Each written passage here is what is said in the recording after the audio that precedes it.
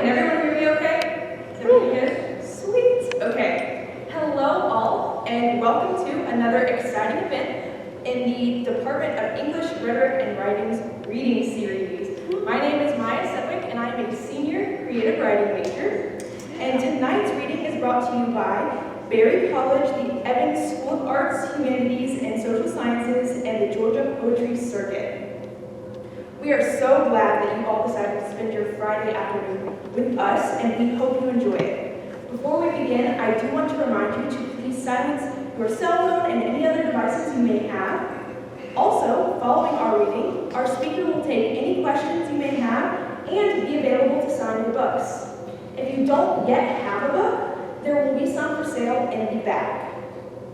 It is my distinguished honor to be able to introduce esteemed poet Ashley M. Jones. She is the current Poet Laureate of the state of Alabama. Jones is the author of 3 poetry collections, including her most recent collection titled Reparations Now, which was on the long list for the 2022 Penn Volker Award for Poetry. Her poetry has earned a number of awards, including the Lena Miles Weaver Todd Prize for Poetry, the Silver Medal in Poetry, and the Independent Publishers Book Awards, and the Lucille Clifton Poetry Prize, as well as the Lucille Clifton Legacy Award, just to name a few. Alongside her accolades for writing, Jones has also been featured on television news shows including ABC News, Good Morning America, and the BBC. Her poems and essays appear in many well-established journals, including Poetry, CNN, and the Harvard Journal of African American Public Policy. Reparations Now, Ashley M. Jones's poetry collection demands to be heard. With booming voice and unfiltered history, Jones's poems spew truths about the state of the world today. She is fearless in her address of police brutality, struggles brought on by a pandemic, and inclusion, which doesn't actually mean everyone is included. Intermixed with poems that hold people accountable are poems that celebrate Black experience and Black excellence. In the poem which I am too political to read at your school, the speaker paints a picture of a flower that is graceful, delicate, and worthy of praise. However, there is a sudden shift in the tone as the speaker describes how these feelings change when the flower being described is Black instead of white. Except the rose was Black and he killed it, Black and he silenced it, Black and he raped it, Black and it could not vote. In another poem, All Y'all Really from Alabama, Jones begins with an excerpt from Martin Luther King Jr. before detailing an all-too-real image of the American South. No longitude or latitude disproves the truth of Founding Fathers' sacred oath. We hold these truths like dark snuff in our jaw. Black oppression's not happenstance, it's law. Jones's poems examine life in America throughout history and present day, and with deeply emotive language and calls to action, she forces readers to confront the uncomfortable truths of a life Americans want to believe is part of their past, not their present. Now, please welcome Ashley M. Jones.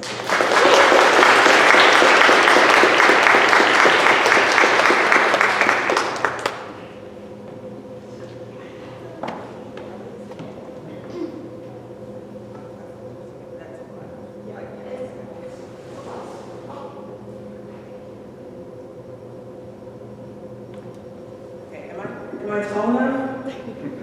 Yes? Okay. I feel like that's going to put me on the way up. I'm not tall in reality, but don't let the hell. Thank you so much for that introduction. That was awesome. Thank you all for being here. There are a lot of you in here. I thank you for spending your Friday afternoon here at a poetry reading. I am going to read 7 poems today. And the reason that I give the number is because when I'm in the audience anywhere, I always want to know what I'm in for. Sometimes poets will get up on stage and they'll say, this is a poem in sections, 1, and they don't tell you what the end number is. So I'm telling you, we have 7 poems. I will check in at the halfway point, let you know how far we've gotten, and hopefully you enjoy it. So I'm going to read poems that are from collaborations now, also quite a few new poems. These are not in the book yet. They will hopefully be a part of my next book. And the first few poems that I want to read will give you some context. Just to explain what I mean by that is, a few days ago, maybe last week, I was in a board meeting for a group that I did. Sorry, I'm trying to find some more like stick names. Okay, here we go. I was in a board meeting, and our board president said, everybody go around and tell what your context is coming to this meeting. And what she meant by that was, tell us what brought you here, what in your life is on your mind as you come into this meeting. And we all went around and said things like, traffic or work or whatever. And that kind of helped everybody know where we all stood, what we were bringing into that room. And so I thought it might be nice throughout this week as I gave readings, and in the future when I continue to give readings, to start with something that gives you context about who I am and what I'm bringing into the room. Since this is your first time meeting me, and perhaps the last, I don't know when I'll see any of you again, hopefully again, I just wanted to kind of give you some of that information about who I am and what I'm bringing today. So the first poem I'll read is one that I wrote just last month, and it talks about the passing of my father. So I lost my dad in April 2021, and we're a very close family, so it's been kind of like living in a nightmare, if I'm honest. And I've been trying to get to a place where I can write a little bit about him and about that experience. And it took me a very, very long time. Like I said, he passed in 2021. I just wrote this poem in 2023. And the thing that kind of helped me to get to the place to write was a workshop by my mentor, Denise Hamill, that I took while I was with her at Congress University, where I also teach. And she taught us about the pantun, which is a form that I've always kind of hated, because it's a little, any poets out there probably know exactly why I'm saying it's kind of a long form. But something about the way she taught it to us broke something open for me, so I was able to write this poem called Grief Pantun.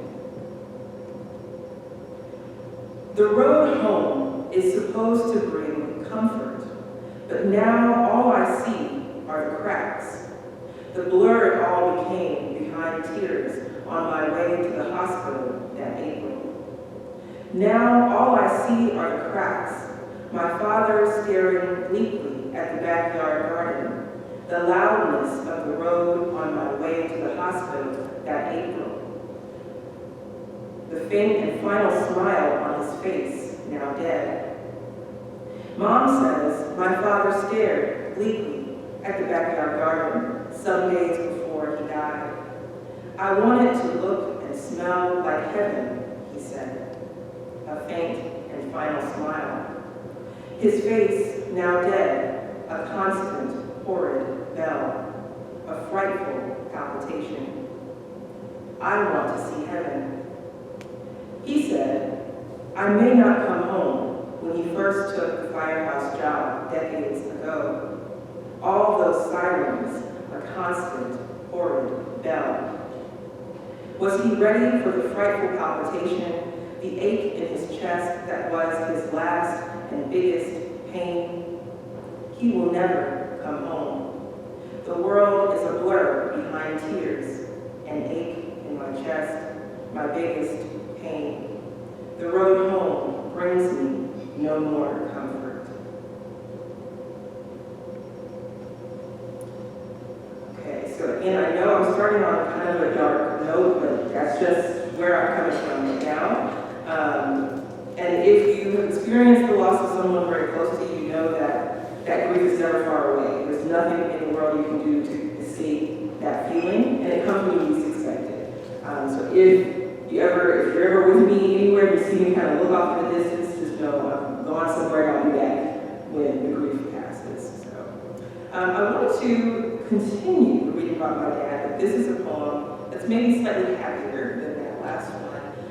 And it is one that I wrote while he was still alive, and it made him cry, although he said he wasn't crying. I know he was. So my dad, as you heard in that first poem, was a fire person. He was a fire chief and a paramedic. So he had a very, very stressful job. He was saving lives literally every day. And he did a few things to decompress. One of those things was gardening. He was a very artistic guy. Our whole family is full of weird And he could do visual art. He was able to do portraiture with pencil, and he never took any classes. He just picked up the pencil one day and drew something, and it was amazing. So, and we have in our parents' home, there's 4 portraits for each of us children, that he drew by hand. And he didn't draw a lot, but what he did more than drawing in his adult years was garden. So we had beautiful gardens in our front and backyards, every single house that we lived in.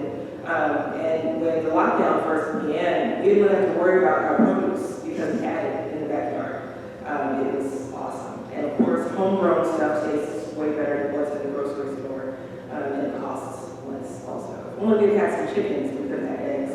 Because I think if y'all shop for groceries, I don't know, students out there, if you're doing that yet, but eggs are ridiculous right now. So this poem talks about his practice of gardening, and it also talks about something else I learned from watching my dad grow his own food throughout my life. I'm a Black person from Alabama, so I'm a descendant of enslaved people, and a lot of us who have that history, or even if you have sharecroppers in your family, for example, you know that your relationship to growing things and the land is a little bit fractured. And so looking at my dad, who was a Black man, grow his own food and have this really tender relationship with the earth, it kind of showed me that there's a way to reclaim that relationship and a way to find liberation in it as well. Photosynthesis. When I was young, my father taught us how dirt made way for food, how to turn over soil so it would hold a seed, an infant bud, how the dark could nurse it until it broke its green arms out to touch the sun. In every backyard we've ever had, he made a little garden plot with room for heirloom tomatoes, corn, carrots, peppers, jalapeno, bell and poblano, okra, eggplant, lemons, collards, broccoli, whole beans, watermelon, squash, trees filled with fruit and nuts, Brussels sprouts, herbs, basil, mint, parsley, rosemary, onions, sweet potatoes, cucumber, cantaloupe, cabbage, oranges, Swiss chard and peaches, sunflowers tall and straight-backed as soldiers, lantana, amaryllis, echinacea, pansies and roses and bushes bubbling with hydrangeas. Every plant with its purpose, flowers to bring worms and wasps, how their work matters here. This is the work we have always known, pulling food and flowers from a pile of earth. The difference now, my father is not a slave, not a sharecropper. This land is his, and so is this garden, so is his work. The difference is that he owns his labor, the work of his own hands for his own belly, for his own children's bellies. We eat because he works. This is the legacy of his grandmother, my great-grandmother, Ollie Mae Harris, and her untouchable flower garden.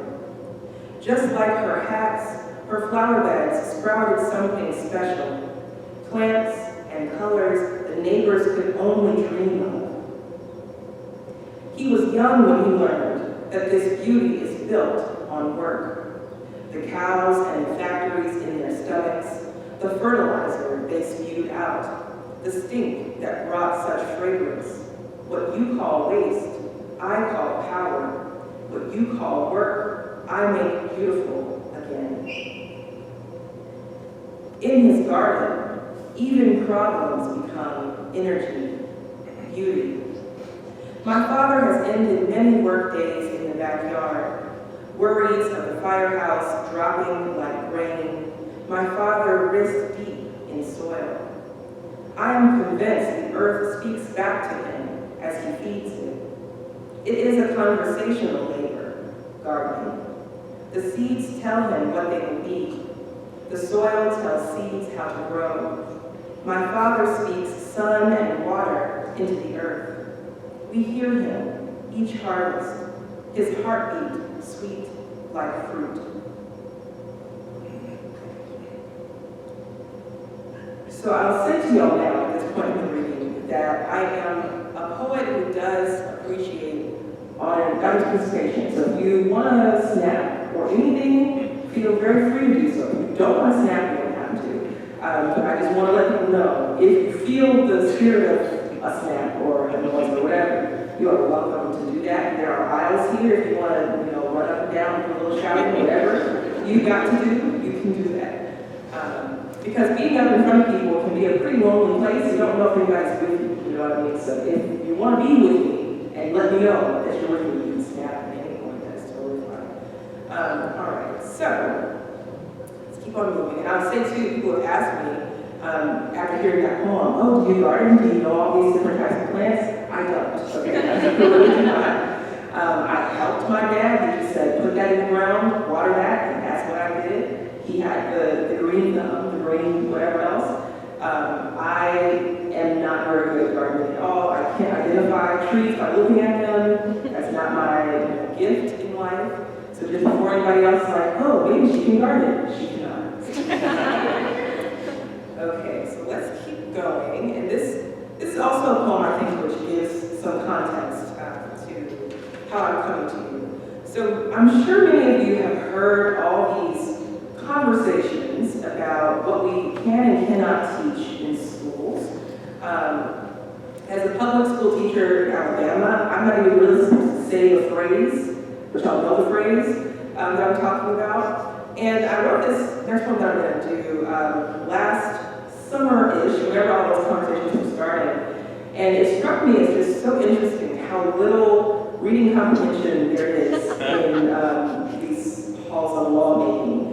And I know that they do understand exactly what they're doing, but y'all see what I'm saying. And so I wanted to write a poem which sort of explained what that thing actually is and what it means to want to tell the truth. And how telling the truth really is, I think, a form of loving your country. I don't think there's any love in pretending that the narrative, the false narrative is real.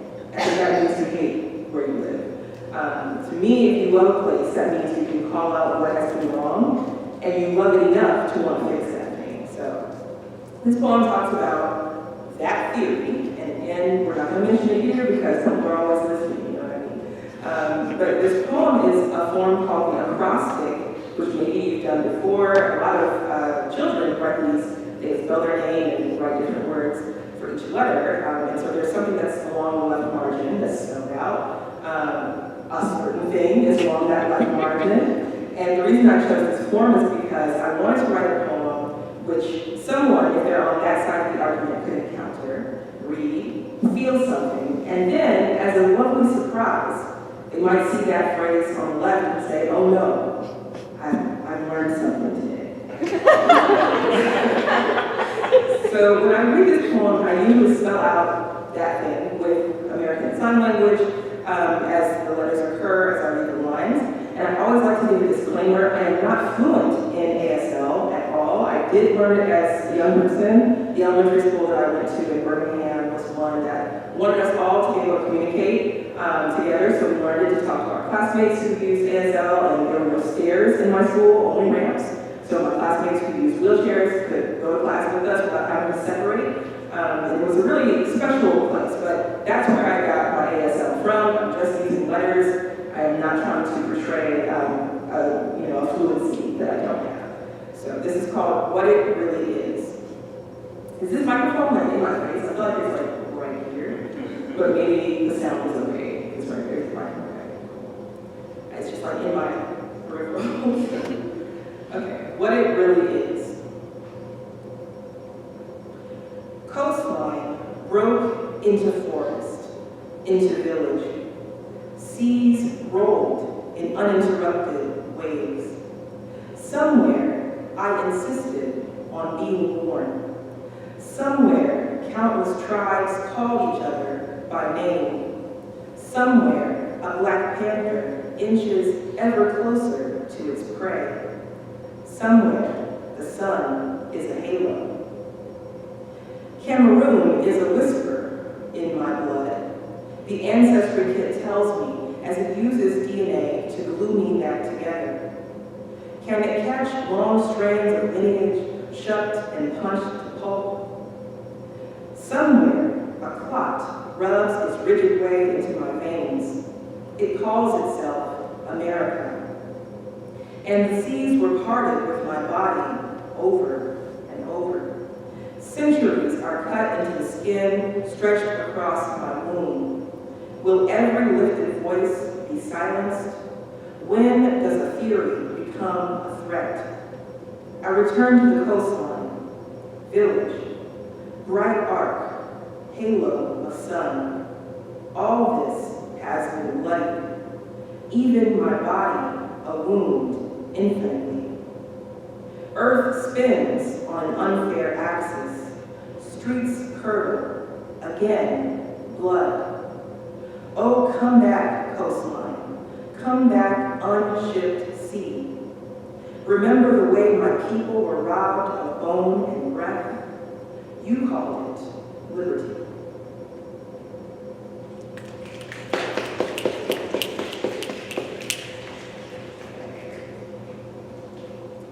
All right. So, we're headed back to the book. I'm going to read now a poem that I started to call my greatest hit, just because everywhere I went after I published this poem, people wanted me to read it. And I also got to read this poem on Good North America, which was really exciting. They invited me up after my commissioning because of the historic nature of my appointment. I'm the first person of color and the youngest person to ever serve as poet laureate in Alabama. And this office has existed for 90 plus years, so thank you for those things. I appreciate it. And so they invited me to come up because they wanted to see what on earth I had to say as this first person of color. I got to meet the two now disgraced hosts. They were very nice.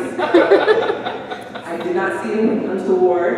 I mean, there was mission vibes, I guess I should say, but I didn't see anything. And I'm sad they lost their jobs, but I guess these things happen. But I wanted to read this poem on that show because it shows a different perspective of what people think of when they think of an Alabamian. People assume that we are all the same. When I've traveled across the country, even before I became a laureate, because I tour pretty regularly, and people don't always know where I'm from because I don't have an identifiable accent, to my knowledge anyway. Maybe y'all are listening and thinking, yeah, I just sound like I'm from Alabama. But most people in the North and West don't know where I'm from unless they read about me. And so when I tell them I'm from Alabama, I usually get a reaction like, oh no. Are you okay? Are you all right? And so I always say, well, yes, I'm fine. But you're fine. You live in the same country, And I say that to say, if you think that the South somehow is worse than where you live, then you don't know anything about where you live. But, well, thank you, yes. And I do think, of course, there are differences in the way that we manifest our badness across the country. I think the South is always pretty loud about its opinions. And in some ways, I prefer that because in other parts of the country, people are real silent and sneaky with how they want to discriminate. But here, you kind of know what you're up against as soon as you walk in a room or you see a flag or whatever. Anyway, this is a long preamble, I'm sorry. So this poem talks about that idea. And it also has a little bit of a joke in the title. Because everywhere I go, when I meet people, they always have somebody from Alabama in their family who they acknowledge or they don't. Everything kind of runs back to Alabama. And it begins with a quote from Dr. King, which I will read, then I'll read the title, and then I'll read the poem. So the quote goes, "The straitjackets of race prejudice and discrimination do not wear only Southern labels. The subtle psychological technique of the North has approached in its ugliness and victimization of the Negro, the outright terror and open brutality of the South." And that's from Dr. King's book, Why We Can't Wait. This poem, which is a sonnet for those keeping score, is called All Y'all Really From Alabama. Because they are.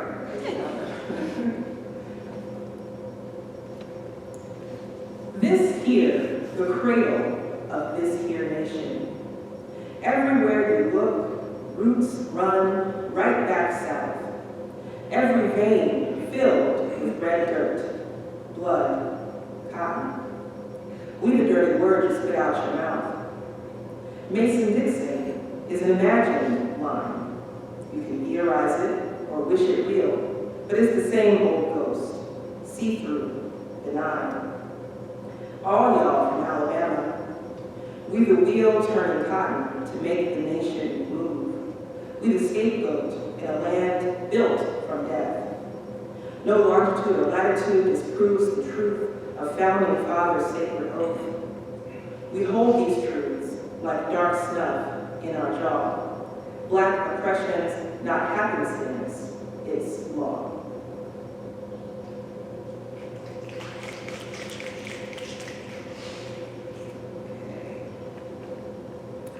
I will go to another new one. I realized that I could have put this stuff in order in my binder here, making it hard for myself. That's always the thing I hate about being in between books. Like, if you just have another book, you can just, flip to it. So I've gotten to do a lot of interesting collaborations as Poet Laureate. And one of them is a collaboration with an online musical history show, animated show, and it is called The History of White People in America, and it's distributed by PBS. So you can go on their website and look at it, all the episodes that are currently out. And the episode that I got to write for, it's not out yet, but we're working on it. I just saw the animation storyboard and so excited. There's a song that goes to it. I did not sing it. I simply read the poem and they sang around me, which is wonderful. I do like to sing, but I shouldn't sing by myself. Be a choir just fine as long as you can't identify my voice.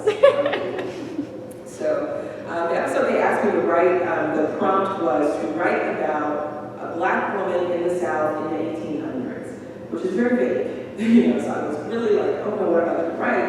And it just so happened that around the time that I got this assignment, I visited the Legacy Museum in Montgomery, Alabama, which was started by Brian Stevenson. If you don't know who he is, if you've read the book or seen the movie called Just Mercy, that's him. He's a lawyer, and he's worked tirelessly for his whole career to help those who are trapped in the carceral system. And so this museum tells the story of America from enslavement to mass incarceration. And there's so much information in this museum, you really can't see it all in one day. You need a few days to really soak in all the information. But there was one panel that I was really struck by early in the museum, and it talks about after the abolishment of the transatlantic slave trade, the domestic slave trade picked up steam. So a lot of people who were enslaved in the northern states were sold to the South. Everybody was afraid of the South for all those reasons I just told you in the other poem. People thought it was worse, and I'm not saying it wasn't. Please don't mishear me on that. It definitely was bad. But a lot of people, moved from the life they had known to the Deep South. And one of those people was named Anne Williams. She was enslaved in Maryland, and in 1815, when she was told that her daughters would be sold away, and she would also be sold away to the South, and her husband would remain in Maryland, she was very distraught. They were in an auction house in the DC area. It's like some famous auction house, and they were on the third floor, which is I think where they did lead of selling people. And when she heard this news, she walked out of the window out of the third floor. And she did survive that fall. She broke some bones, of course. And years later, she sued the state of Maryland for her freedom with the help of Francis Scott Key, whose name should be familiar to you. He wrote The Star-Spangled Banner. He's also a lawyer who knew, I had no idea, that he had another job. But he did. Like all of us, he's, getting multiple streams of revenue and income. But I thought that story was just so incredible. I had never heard it before. And I think her story is really one you can look at. If you're someone who thinks we should stop thinking about slavery, there's no reason for reparations, there's no reason for any discussion about it anymore, I think this story can show you how dire the situation was. Imagine how terrible a situation it could be that you would just walk out of a third-story window that was your best option, was to just jump out the window. If for no one else but Ann Williams, we stop and really consider what happened, I mean, I think she went through enough on her own, and there were so many more people. But that one story alone, I think, should tell me that we need to step back and realize what happened in this country and what it created throughout time. We are still dealing with the repercussions of all of this, and those of us who are descended from people like Ann Williams are dealing with that idea that this was done to our people, and that we're still kind of trying to piece things back together. So, didn't mean to go on a little sermon there, but sometimes it happens.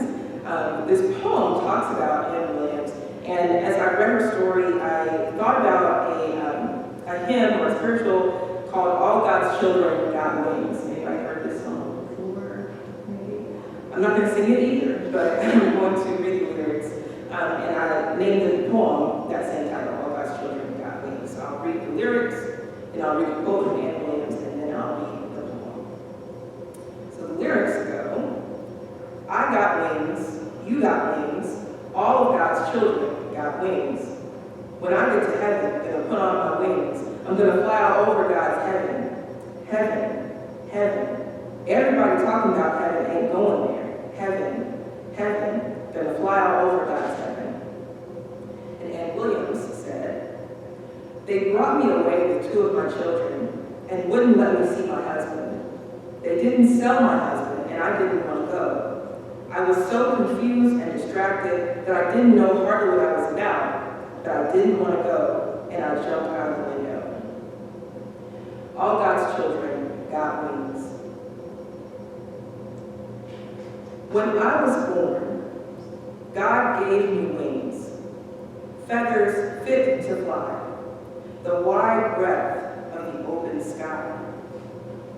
When I was born, God said, "You are," and I was. This place called Maryland can't own my flesh. This place called America can't own my blood. No master over my love or my womb. No master, no man making devil's deals. No mistress holding her skin above mine. No $5 flat enough to sell me. They say I'm going south. They can't take us from Africa anymore, so they'll just take us from here. Can the capital's shadow hide this sin? In the South, the sun is mad just like we are. It burns the whole land, despite the men who make us work it. It reminds us that something in this world can be warm. My children are traded for vulgar currency. And I remember God said, "You are made of wings." And then I remember the sky, its gift, those clouds which they cannot hold, and my soul. I remember that God does not know their name. No slave master will see the pearly gates. And the window, it says, "You are." It says, "I got wings, feathers fit to fly." When I get to heaven, there'll be no bones to break, no families unglued by the spit of Satan. I'm gonna fly all over God's heaven. I'm gonna fly.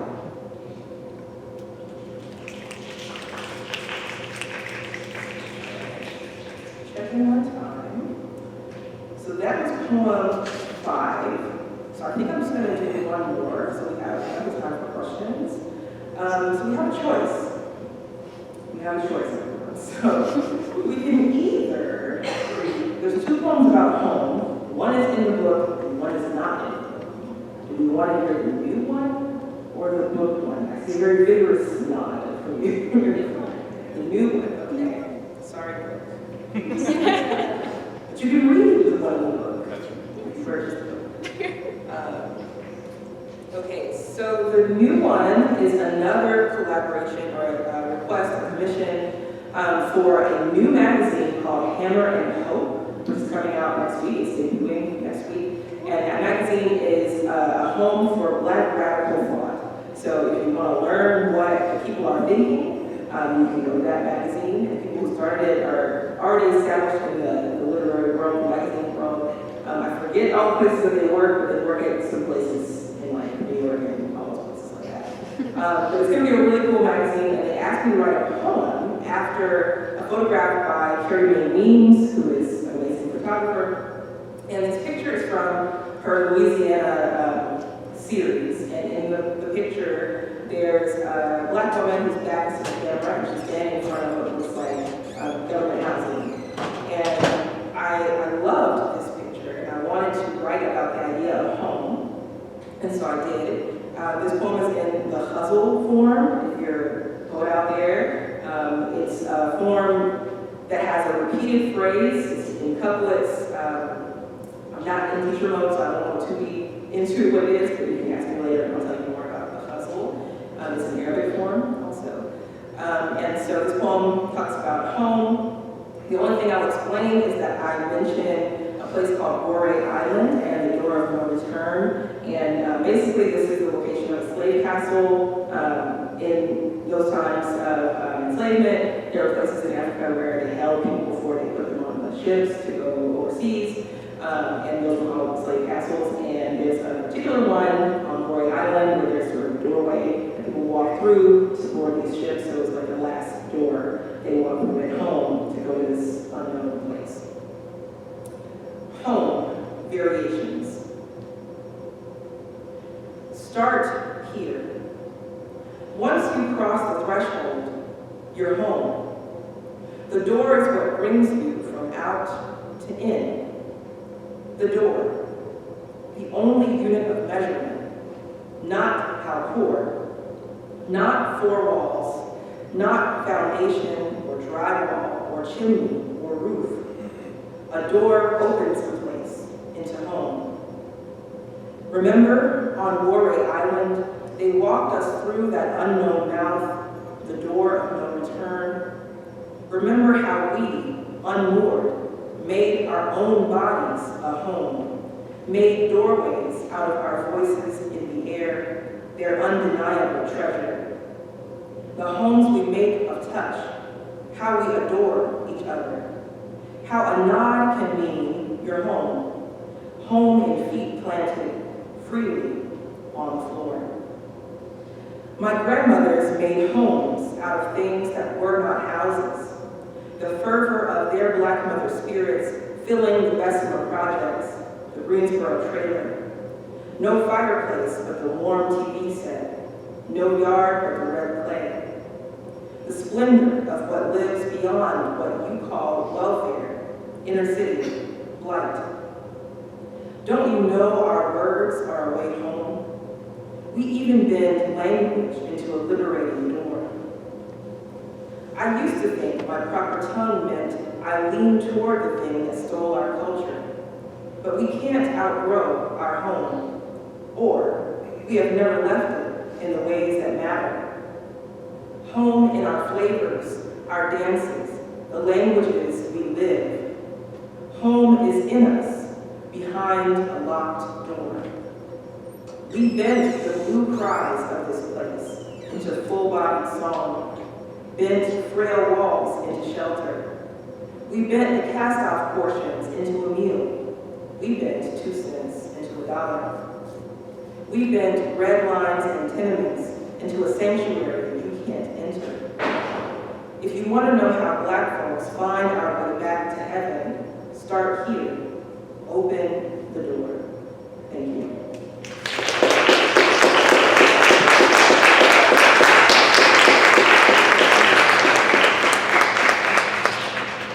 So I think there's time for some questions, if y'all have them. And I think a microphone will make it to you, or do you want me to come to you? Oh, she said, wow, all right.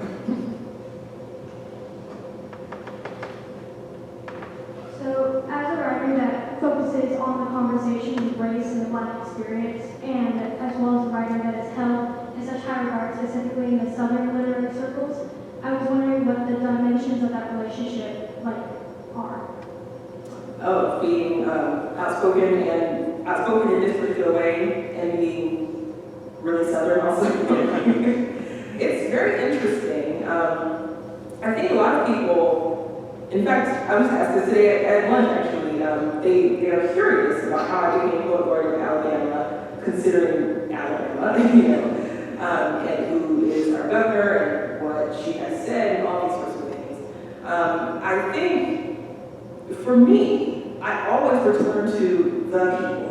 I think that's where the strength of anything lies. It's never really been in these institutions that are bloodless. They're not breathing, they're not human. So for me, I don't really see an opposition there to be outspoken and very vocal about injustice, and to be someone who's very vocal about how much I love the South, how much I love Alabama. It all kind of aligns to me, because for me, Alabama is not this horrible thing, that created these laws and that tries to suppress votes and that tries to do all these terrible things that we see in the news. Alabama is the people of Alabama, and those people are who chose me to represent them. Those people are who marched in the city of Birmingham and Montgomery and Selma. Those people are the ones I teach at my school, those wonderful young people who have all sorts of identities, and they are proud of them, and they are accepting, and they're wonderful. That's who I'm representing. That's who's always been Alabama. Everybody else who is also there, those less, accepting people, they're there too, and we would be happy to welcome them into a loving place if they would just, open their eyes and their hearts and all that. But I don't really see I don't see an opposition, I guess, between those two sides of myself anymore. I used to. As a young person, I was very conflicted. I just thought, how can I live in the South if I don't believe in any of these Southern things? But once I realized that they are not Southern things, they are American things, hopefully. They exist across the country. And once I realized that a place is not defined by its government, but by its people, some of those issues I felt kind of melted away.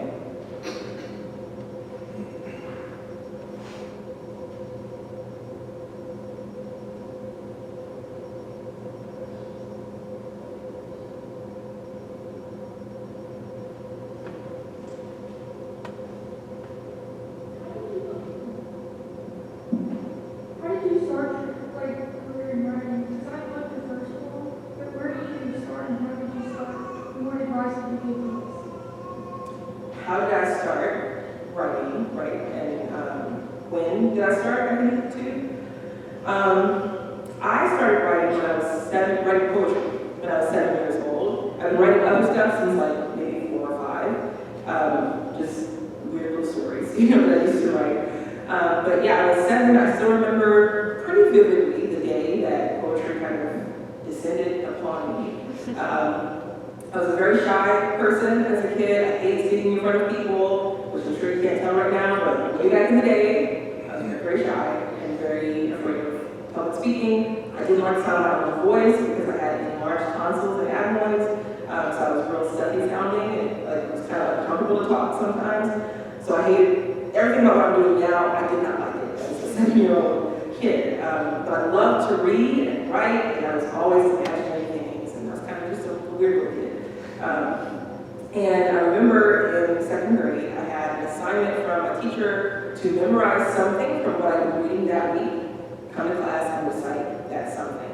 And so I had been reading a book called Honey, I Love by Louise Greenfield. It's a book of children's poems. They're told from the perspective of Black children, and there's beautiful illustrations. It's a really wonderful book, and it kind of changed my whole life. I was already having an existential crisis at the age of 7. Because my parents raised us to know our history. So as a really young kid, we were watching Roots. I don't know if any of the young people out there know what that is. It's real intense for, yes, people who are maybe not students, so but it's super intense for kids, especially for a little poetic child like me, who couldn't understand how that wasn't happening right now. Like, as soon as I watched them take Kunta Kinte, I was like, uh-oh, they're gonna come to us too. Like, what am I gonna do? So I was in a crisis. Anyway, so because of that crisis, I stopped reading all the books about Black history. I was like, I don't want to know anymore. I can't learn anymore. And this is where people who have this argument about CRT, I think, get it wrong. Learning the history is not the problem. I think we all need to learn the history. It's very important for us to know what happened so that we don't keep doing it, frankly. The difference, I think, or the place we need to go, is what I learned through this book of poetry, is to show the entirety of the people and not just one little slice of them. This book by Louise Greenfield did have history But it also had poems just about little kids being curious and being joyful and happy and all of this. All of that together made me understand that there was room for me to be joyful and appreciate the history, even if it was violent. There was a poem in there called Harriet Tubman, that's what I memorized. And again, I knew the history, but the way that it was presented, just the swinginess of the language just really, I don't know, did something to me. So when I got in front of my class, dressed up as Harriet Tubman, I stood there, I was a little nervous, and I remember starting off the poem. Harriet Tubman didn't take no stuff, wasn't scared of nothing either. Didn't come in this world to be no slave, and wasn't going to stay one either. And I remember just feeling so good, so powerful, and just in conversation with my ancestors, with myself, I just felt like I belonged, I just felt this feeling I never felt before. And so that very day, I started writing poetry. I knew that that's what I wanted to do.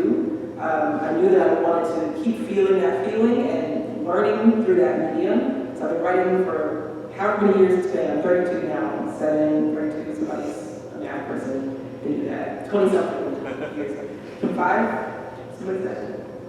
Whatever amount of years, it's been many years. That's how I began, and I have studied writing most of my life. I went to a fine arts high school, which I now teach at, from 7th to 12th grade. So that was 6 long, grueling years of learning about writing. Did my undergraduate and graduate degrees in writing. And my first book came out right after grad school. It was my master's thesis, so I've been really focused for my whole life. And although, looking from the outside, it may seem like my career happened real fast because I was young when I got my first book published, I've been writing seriously since I was 12. And I know you're thinking, oh, a 12-year-old can't be serious. I really was very serious. It was very serious, and I was learning as much as I could so I could reach this goal of becoming a writer. So that's what I've done. I hope that answers the question about.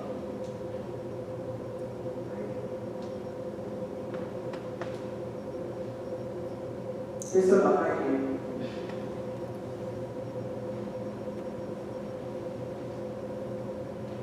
So I have a question about, are there ever any times where you're writing something and you're kind of on the edge about writing it, and I'm not sure if I should publish this, I don't know how people would react to this, and what are some of the ways that you kind of push yourself, to overcome that and to just be just do the thing? Mm-hmm. Yeah, I definitely have that moment often. Even at home, I read about that period. I had a moment where I was like, well, they might make an example out of me. Somebody might find this moment and say, aha, we're going to get you, People are, in a weird place, trying to balance and teach that kind of thing. So even then, I kind of thought, should I not do this? I mean, I just commissioned to a Laureate. People are looking at it a little bit closer. Do I want to bring this kind of heat on myself? Even some of the poems in the book about body image or about men who I've tried to date and who are, terrible. I mean, they really were, terrible. But I've thought, maybe it's too much. What if somebody asked me at lunch, or you asked me, what if my students read it? Ugh, so scary. But the thing that always brings me back, even poems about race, people think I'm always unafraid to talk about race. I'm often nervous to read some of these poems, because I travel, as I said, across the whole country. I never know what room I'm walking into. Never. I never have any idea what day will be the day somebody stands up and says or does something to me because of what I'm saying. So there's often that moment where I'm like, should I do this? But the thing that always brings me around to yes, you should, is thinking about the writers who came before me, and even the freedom fighters who came before me. They went through so much. Harriet Tubman walked back and forth across this United States to save people. If she could do that under threat of immediate death, surely I can write this poem. I can say this poem in front of a crowd of people I don't know. And as far as the vulnerable poems go, all the poets I love drew me in because they were unafraid to tell their full truth. So how can I claim to be someone who's trying to make all this space for people, trying to create a world where everyone can be who they want to be, if I'm not doing that myself? So it is sometimes a little scary, but I always decide that it's worth it because I know somebody out there is going to connect or needs to hear what I have to say. So whoever that person is, I have to show up for them.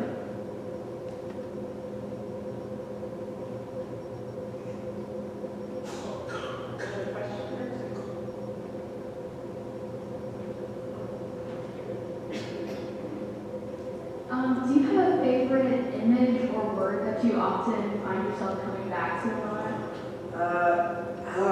What a question. You're good at questions. Very good. A favorite image or word that I find myself coming back to. There are a lot of words that you can probably forget, like the word bank of all my books, that just keep coming back. And that's blood. Always talking about blood. Light is a favorite word of mine. And one might say because light too much. I don't know if that's possible, honestly. I love the idea of making light, not just these kind of lights, but making light in the world and discovering light in yourself. That's something that I try to center around in my own life all the time. So I think the word kind of reflects that because the word light is all over my books. What else? Those two are pretty prevalent. Blood and light. Maybe that's the title of a memoir or something. Blood and light. My life story by Ashley Jones. Yeah, as far as an image, I don't know. I feel like images are always surprising me, so there's never really one that comes back over and over again. Yeah, I think I'll do one of those word cloud things soon and see what it tells me about words that can stop using. That's a very good question. I would be curious to hear about how you approach a poem that's for commission or a piece that's for commission versus a piece that's for yourself. Great question. So I try to make sure there is no difference. That's something I worry about when I became Laureate was having to do these occasion poems or poems for a specific reason. Because we've all heard occasion poems. Sometimes they're just very occasional, you know what I mean? You can't really use them for anything else. And in my life, I can't afford to not have a usable poem. Like I need to, when I'm at the page or have time to get the page, I need to be there, like for real. So I try to approach even the commissions as if it's just a poem that I wanted to write, because it is something I wanted to write. It just so happens that somebody asked me to write about it too. So the way that I try to make sure that happens is when I get the assignment, I don't just immediately dive in. I don't try to only think about their desires. I take in whatever they're asking me, let it soak in, take my time when the idea comes to me. Of course, I'm in the deadline, of course. But I just let my own ideas speak to that idea that they gave me, and kind of just listen to what the poem wants to be. That's very excuse me, it's always so scary to burp while you're talking into the microphone, because it's like gross. Anyway, I don't want the poem to not be my own. So I try to really make space to hear myself, even in the short span of the deadline. Sometimes that happens. Sometimes I just have to make it work, you know, and know that poem is maybe not one I'm going to put in the book. But so far, most of the poems I've written for commission or for occasions turn out to be real poems. So again, I think it's just about my intention going into it, making sure I'm clear that I am writing this poem. The poem is not writing me. And whatever person asks me to write it, I will give it to them, and they will give me something, hopefully. And then the poem will still be mine, and I can use it for something else. I don't know if that's helpful at all, but that's my process.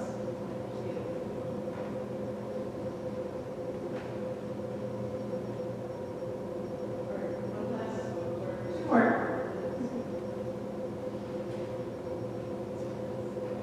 How do you feel about Beyonce? Oh, no, what? No. That's the question? Yeah. That's the whole question?